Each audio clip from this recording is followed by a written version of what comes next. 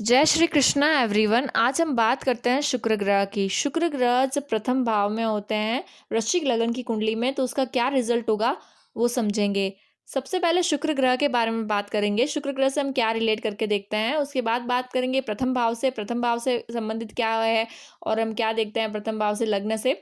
उसके बाद बात करेंगे वृश्चिक लगन की कुंडली में फर्स्ट हाउस में शुक्र का क्या प्लेसमेंट, का क्या रिजल्ट होता है और ये किन नक्षत्रों में हो तो क्या फल देते हैं वो समझेंगे। तो बात करते हैं शुक्र ग्रह की। शुक्र ग्रह एक रजोगुणी ग्रह है। जिस प्रकार से सत्व रजस तमस तीन प्रकार के गुण होते हैं, सत्व तत्व जो होता है उससे हम बात करते हैं प्योरिटी सिंप्लिसिटी। तमस से हम बात करते हैं हिंसा, क्रोध, अपराध, ये सारी चीज़ें। वहीं पे रजस गुण से हम बात करते हैं एक मटेरियलिस्टिक लाइफ जीने का अंदाज, मटेरियलिस्टिक लाइफ स्टाइल। तो एक राजा के समान जीवन जीने की जो तरीका है वो सब राजसिक कह सकते हैं, तो उससे रजस गुणी होता है और ये शुक्र वही देता है, वैभव विलासिता, इस तरह से जीवन देता है अगर अच्छा प्लेसमेंट हुआ तो। वही बात करते हैं शुक्र ग्रह के बारे में, और तो ये जल तत्व प्रधान ग्रह है।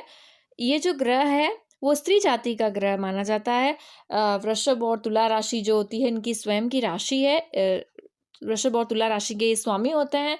कन्या राशि नीच राशि होती है, मीन राशि में जाकर के ये उच्च के हो जाते हैं। और बुध और शनि ग्रह मित्र ग्रह हैं। वहीं पे मंगल और जो ये गुरु ग्रह बृहस्पति ग्रह हैं वो सम है, न्यूट्रल है, ना ही शत्रु ना ही मित्र। वहीं पे बात करें और तो जो सूर्य और चंद्रमा है वो शत्रु ग्रह माने जाते हैं।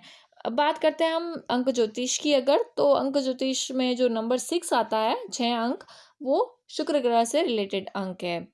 तो इस तरह से अगर हम बात करें शुक्र ग्रह की, तो ये जो ग्रह है वो वैभव से रिलेटेड है, विलासिता से रिलेटेड है, सुंदर वस्त्र, सुंदर आभूषण, इन सब से संबंधित ग्रह है। व्यापार देखा जाता है शुक्र ग्रह से सफल व्यापार, जो व्यापार प्रॉफिट दे, अ, वो व्यापार। और बाकी सौंदर्य प्रसाधन और कपड़ों से संबंधित और ज्वेलरी, आर्टिफिशियल ज्वेलरी या सोने चांदी से संबंधित जो व्यापार है वो भी शुक्र ग्रह से देखे जाते हैं।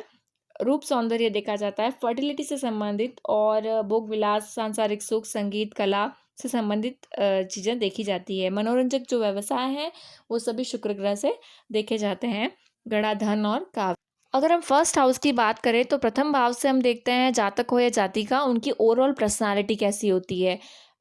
शरीर, वर्ण, कद, काठी, आकृति, इस तरह से देखा जाता है। और ना सिर्फ फिजिकल एट्रीब्यूट्स देखे जाते हैं बल्कि साइकोलॉजिकल एट्रीब्यूट्स भी देखे जाते हैं, यानी कि स्वभाव भी देखा जाता है। और विवेक शक्ति, पेशेंस लेवल देखा जाता है। समाज में क्या प्रतिष्ठा है वो समझी जाती है।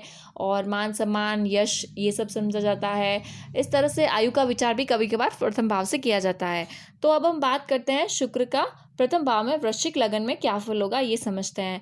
तो इसी तरह से अगर हम बात करें वृश्चिक लगन में शुक्र की, तो शुक्र जो है एक जल तत्व ग्रह है, जैसे मैंने कहा। और वृश्चिक जो राशि होती है वो मंगल की राशि होती है, यानी कि ये लग्न है, इसका स्वामी लग्नेश कहेंगे तो मंगल के मंगल होंगे।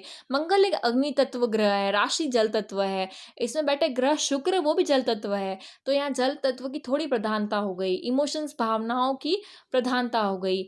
और अगर आप देखें तो कोई अग्नि है, उसमें आप जल की बूंदे डालो या डालो तो इससे एक अलग सी एनर्जी आती है।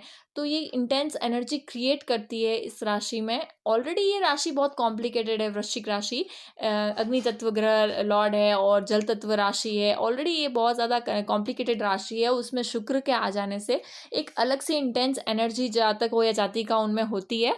और इन्हें सबसे ज़्यादा इम्पोर्टेंट रखना चाहिए अपने, क्योंकि ये लग्न में है, ये राशि शुक्र लग्न में आ रहे हैं, तो अपने प्रेजेंस को लेकर, अपने पर्सनालिटी को लेकर बहुत ज़्यादा सचेत रहना चाहिए।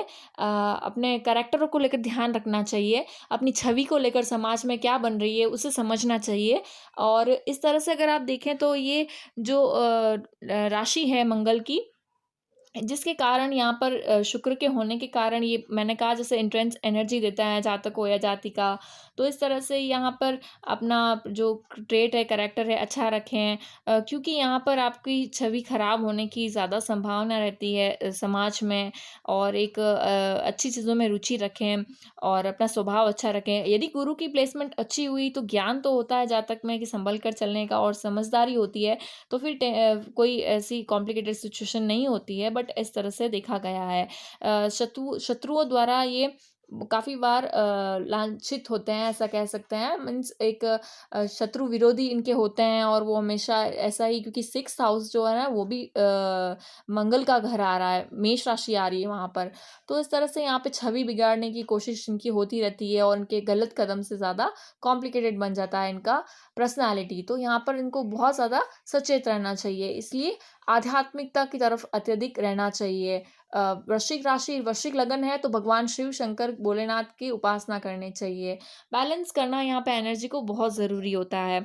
और अगर हम बात करें यहाँ पर वृश्चिक राशि में शुक्र की, तो यहाँ पे जो इनके 2 राशियाँ हैं वृषभ और तुला शुक्र की, वो आ रही है 7th भाव में और एक आ रही है 12वें भाव में, यानी कि 12th हाउस में, जहाँ 7 लिखा हुआ है। जिस तरह से आप इस चार्ट में देख रहे हैं। तो जहाँ पे ये 2 लिखा हुआ है वो 7th हाउस है और वृषभ राशि है, शुक्र की अपनी राशि है।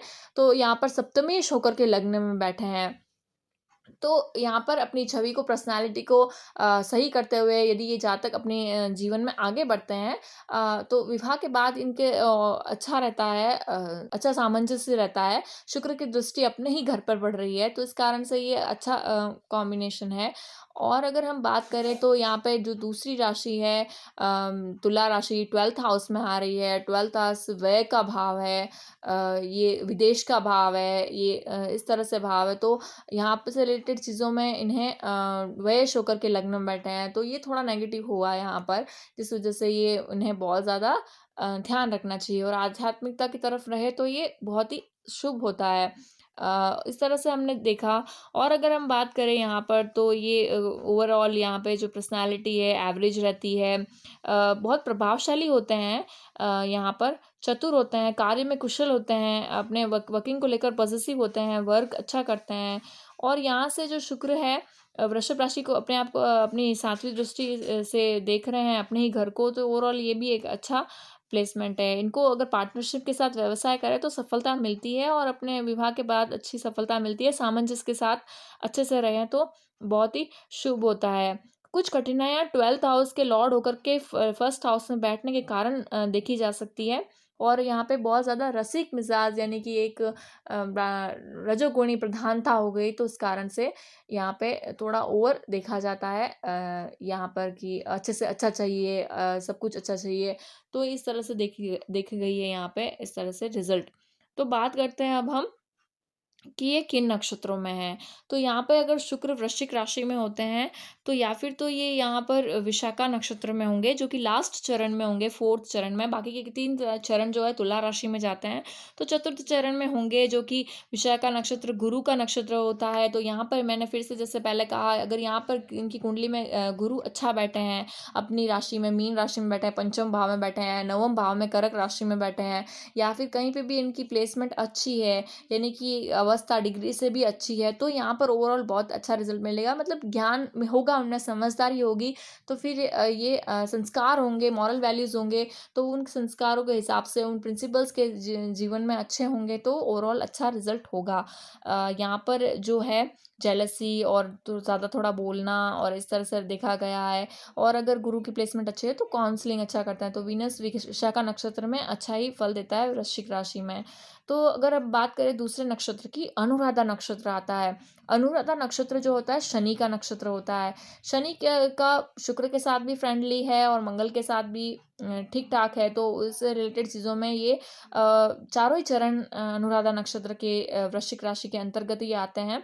तो एक शनि संघर्ष प्रधान है। पुष्य नक्षत्र देखो आप, अनुराधा देखो, उत्तर भाद्रपद देखो, तीनों ही जो शनि के नक्षत्र होते हैं वो संघर्ष, वो चाहते हैं डिसिप्लिन।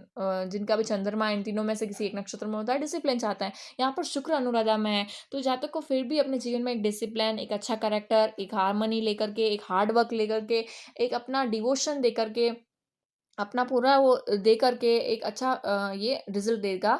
ये अगर ऐसा जातक जिएगा अपना जीवन, ऑकल्ट साइड में भी जा सकते हैं और डिवोशन, भक्ति भाव में रहेंगे, आध्यात्मिकता रहेंगे, ज़्यादा दिखा के नहीं, अंदर से बहुत आध्यात्मिक रहेंगे। अगर अपने कुछ लाइफ में प्रिंसिपल्स बनाएँगे, तो ओवरऑल ये शनि का नक्षत्र में शुक्र का प्लेसमेंट शुभ प्रदान देगा, शुभ फल देगा। वहीं पे बात करें तीसरे नक्षत्र की यानी कि ज्येष्ठा नक्षत्र की, तो ज्येष्ठा नक्षत्र बुध का नक्षत्र होता है।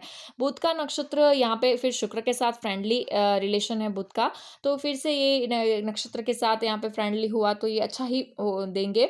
ये डिज़ायर देते हैं जातक में बहुत ज़्यादा, कला कौशल देते हैं। एक क्योंकि शुक्र भी कला कौशल से संबंधित है, मनोरंजन से संबंधित है और बुध की प्रेज़ेंस यहाँ पे अच्छा म्यूज़िक, अच्छा गाना, अच्छा डांस करना जातक हो या जातिका। तो इस तरह से ये और हमेशा अथॉरिटिव होते हैं, मेरा सुनो, मेरी बात समझे, सब ऐसा उनका रहता है। ईगो क्लैशेस होता है, इनमें ईगो थोड़ा ज़्यादा अत्यधिक हो गया, मंगल की राशि में है ये प्लेसमेंट। इस तरह से डिज़ायर होता है इनका कि वो रूल करे, वो आगे अपनी प्रेज़ेंस दे सबकी। तो ज्येष्ठा नक्षत्र भी ये अच्छा ही नक्षत्र प्लेसमेंट है। तो ओवरऑल यही कॉन्क्लूज़न है कि जिनके वृश्चिक राशि में शुक्र है, जातक हो या जातिका, उन्हें डिवोशन भक्ति की तरफ, आध्यात्मिकता की तरफ रहना चाहिए और उससे ये अच्छा प्रोग्रेस करें, अपने ट्रेड्स का ध्यान रखें, इस तरह से आप समझ सकते हैं। तो अगर आपने इसे रिलेट किया है तो लाइक, शेयर, सब्सक्राइब करिएगा। राधे-राधे।